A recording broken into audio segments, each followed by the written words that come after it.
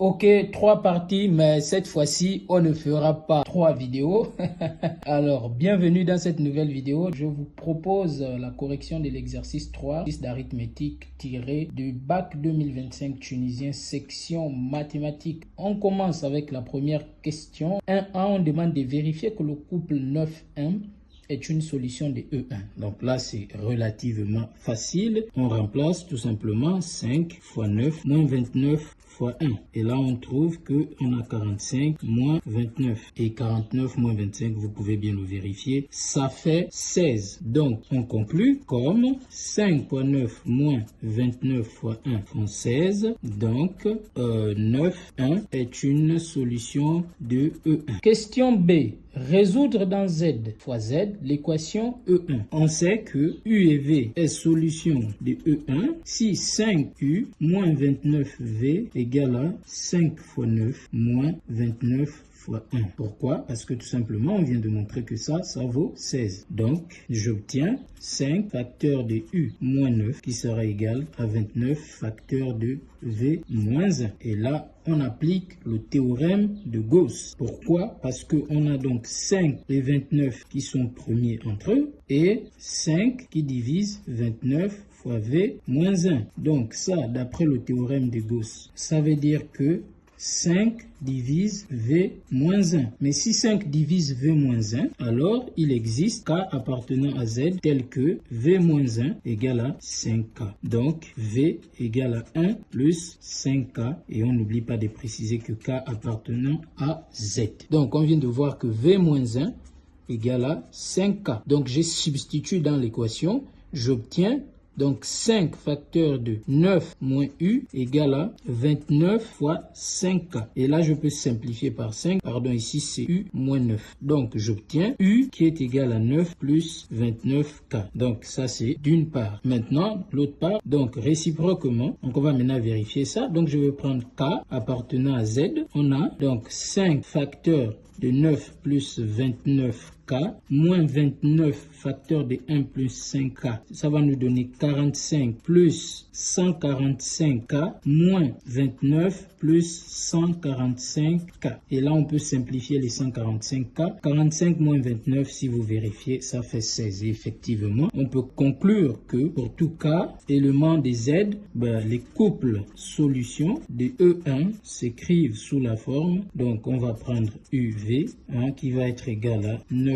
plus 29K et 1 plus 5K. Question 2. Soit dans Z, le système S, donc on nous donne X est congru à 2 modulo 5 et X est congru à 18 modulo 29. Montrez que X est solution de S si et seulement si X appartient à 47 plus 45K, K appartenant à Z. Donc, nous allons supposer, voilà, on va faire la disjonction des K. Supposons que X s'écrit 47 plus 145K. Donc, on a bien évidemment K qui appartient à Z. Or, voilà, donc on passe pas d'abord. Donc, or, on sait que 145, c'est 5 fois 29. Donc, 145 est congru à 0 modulo 5 et 145 est congru à 0 modulo 29. Ça, c'est d'une part X qui sera 47 plus 5K et X qui sera égal à 47 plus 29K prime. D'accord? Or, on sait que 47 est congru à 2 modulo 5 et 47 est aussi congru à 18 modulo 5. Donc, si je passe en congruence, j'obtiens X qui sera congru à 2 modulo 5 et X sera congru à 18 modulo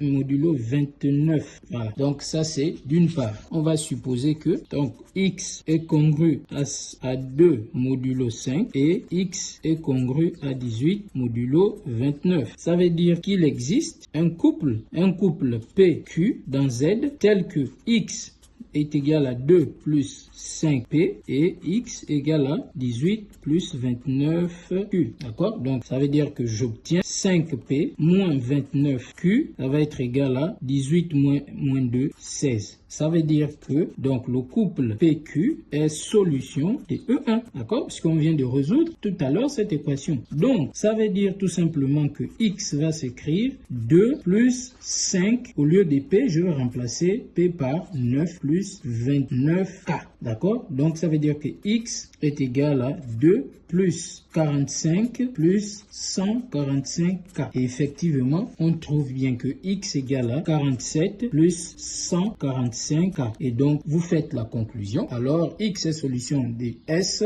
si et seulement si x appartient à 47 plus 145K appartenant à Z. Partie 2. On nous dit de recopier et de compléter le tableau des restes modulo 5 de x et des restes modulo 5 de x au cube. Donc, on va le compléter. Donc, 0 au cube est congru à 0 modulo 5. Donc, j'aurai 0. Et ici, 1, c'est 1. Il n'y a pas de problème. 2 au cube, c'est 8. 8, c'est 3. D'accord? Et ici, 3 au cube, c'est 27. Donc, 27, c'est 2. Et 4 au cube, c'est 64. Donc, 1. Question B. Résoudre dans Z l'équation x au cube est congrue à 3 modulo 5. Puisque nous avons déjà la table des restes modulo 5 de x au cube, donc il suffit de regarder quelle est la colonne qui nous donne l'équation qu'on nous demande de résoudre, la solution. Quand on essaie de voir, donc ça veut dire que x au cube est congru à 3 modulo 5. Donc ça, ce n'est possible que si x est congru à 2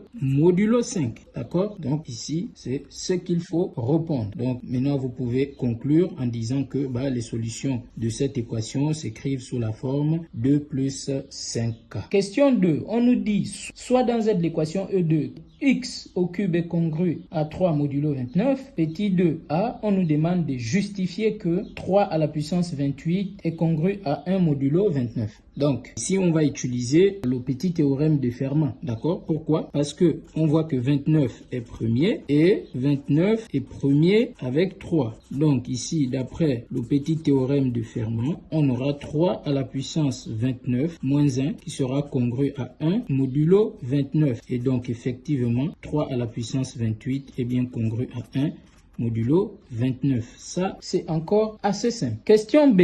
Montrer que 3 à la puissance 19 est une solution de E2. Donc, si 3 à la puissance 19 est une solution de E2, ça veut dire que 3 à la puissance 19 au cube doit vérifier cette équation. On va élever 3 à la puissance 19 au cube. Ça va nous faire 3 à la puissance 19 fois 3, c'est 57. Et ça va nous faire donc 3 à la puissance 56 fois 3. Or, on sait que 56, c'est 2 fois 28. Donc, je peux écrire que 3 à la puissance 19, le tout au cube, c'est tout simplement 3 à la puissance 28, le tout au carré, fois 3. Et donc, j'ai écrit tout à l'heure que 3 à la puissance 19 au cube, c'est égal à 3 à la puissance 28 au carré, fois 3. Donc, or, on sait que 3 à la puissance 28 est congru à 1 modulo 29. Donc, forcément, 3 à la puissance 28 au carré est congru à 1 au carré modulo 29, mais 1 au carré c'est 1, donc c'est aussi congru à 1 modulo 29. Et donc il suffit que je multiplie par 3, donc 3 fois 3 à la puissance 28, le tout au carré, est congru à 3 modulo 29, et on a bien vu que 3, ceci c'est 3 à la puissance 19, le tout au cube, donc c'est congru à 3 modulo 29, et donc effectivement 3 à la puissance 19 est une solution de E2. Question C, on nous dit de vérifier que 3 à la puissance 6 est congru à 4 modulo 29. Donc on sait que 3 à la puissance 6 c'est égal à 3 au cube, le tout au carré. Or, 3 au cube, c'est 27, mais 27 est congru à moins 2 modulo 29. D'accord? Donc, ça veut dire que 3 au cube, le tout au carré, c'est congru à moins 2 au carré modulo 29. Et donc, 3 à la puissance 6 est congru à 4 modulo 29. Ça, c'est encore assez simple. Donc, ça passe. Et on nous demande maintenant d'en déduire que 3 à la puissance 19 est congru à 18 modulo 29. Donc, on sait déjà que 3 à la puissance 6 est congru à 4 modulo 29. Donc, pour atteindre 3 puissance 19, donc je vais élever tout ça au cube. Donc, j'aurai 4 au cube congru à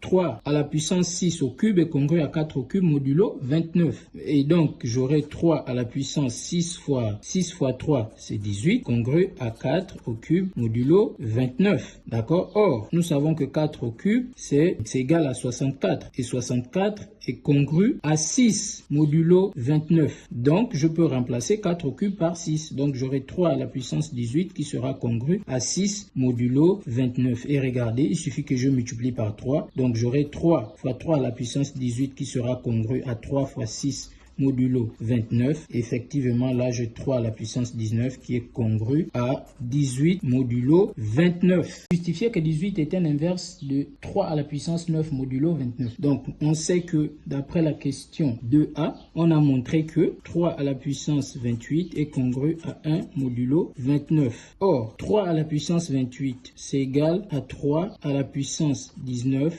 fois 3 à la puissance 9, d'accord? Parce que 19 plus 9, c'est 28. Donc, je peux remplacer cette quantité-là ici, d'accord? Donc, j'aurai 3 à la puissance 19 fois 3 à la puissance 9 est congru à 1 modulo 29. Or, 3 à la puissance 19, on vient de le montrer, le résultat est juste devant vous ici, c'est congru à 18 modulo 29. Donc, je peux remplacer 3 à la puissance 19 par 18.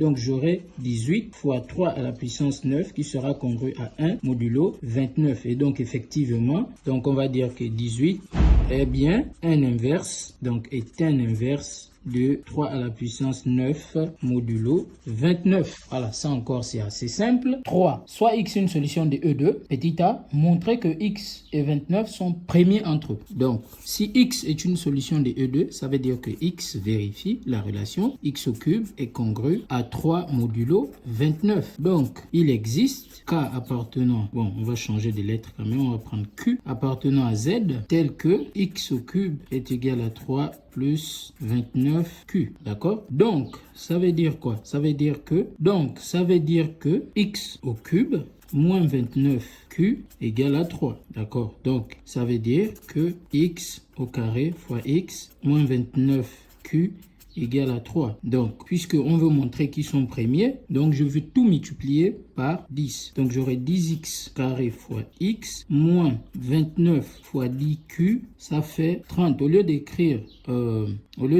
30, je vais plutôt écrire 1 plus 29. Pourquoi? Parce que je vais retrancher 29 de part et d'autre. Donc, j'obtiens 10x au carré fois x moins 29. Donc, je vais factoriser par 29. 10q plus 1. Ça va être égal à 1. Et là, qu'est-ce qu'on vient de faire? Ben, on a réussi en fait à écrire. Donc, je vais bien remettre. Donc, c'est 10x au carré fois x moins 10q plus 1 fois 29 égale à 1. Et donc là, j'ai réussi d'écrire x et 29 comme une combinaison linéaire d'entiers qui me donne 1. Et donc là, vous savez que d'après le théorème de Bézout, puisque 10x au carré et 10q plus 1 appartient à z, donc d'après le théorème de Bézout, donc je vais mettre ça ici, donc Bézout bâché, ça veut dire que x et 29 sont premiers entre eux. Voilà. B. Montrer que 3 à la puissance 9 fois x est congru à 1 modulo 29. Or ici, on va utiliser le théorème de Fermat, tout simplement. D'accord? Donc, on sait que x est premier avec 29. Non, 29 est premier. Et x est premier avec 29. Donc, d'après le petit théorème de Fermat, on aura donc x à la puissance 29 moins 1 qui sera congru à 1 modulo 29. Donc, ça veut dire que x à la puissance 28 sera congru à 1 modulo 29. D'accord? Et donc, ici, x à la puissance 28, je peux encore l'écrire comme x à la puissance 27 fois x, ça va être congru à 1 modulo 29. D'accord? Donc, x à la puissance 27, c'est x au cube, le tout à la puissance 9. D'accord? Donc, ça va être toujours congru à 1 modulo 29. Or, on a dit que x était solution de l'équation E2. Donc, forcément, x au cube est congru à 3 modulo 29. D'accord? Et donc, ça veut dire que x au cube, le tout à la puissance 9, est congru à 3 à la puissance 9 modulo 29. Donc, je peux remplacer cette quantité par ceci. Donc, directement, j'obtiens 3 à la puissance 9 fois x est bien congru à 1 modulo 29. Voilà, donc on utilise bien depuis là les relations précédentes pour montrer les relations à venir. Question 4.